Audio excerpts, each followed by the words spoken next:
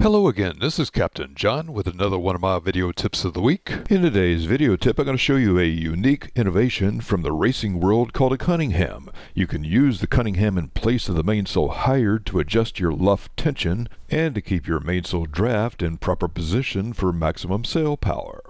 The Cunningham consists of a pressed or sewn ring installed a few inches above your mainsail tack. When you use the Cunningham, you pull down on the sail instead of up as you do with a halyard. That way you work with gravity, and this results in less friction on your mainsail slugs and slides. Attach one end of a light line to a pad eye or fitting near the base of your mast. Run the line up through the Cunningham ring and around to a cleat on the other side. Larger boats can use a block and tackle for easier adjustment.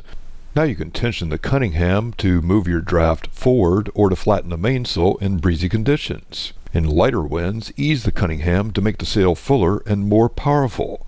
Now you know how the Cunningham can help you keep mainsail draft in position and make sailing faster and easier. This is Captain John, and this has been another one of my video tips of the week. Find more sailing tips and techniques on www.skippertips.com.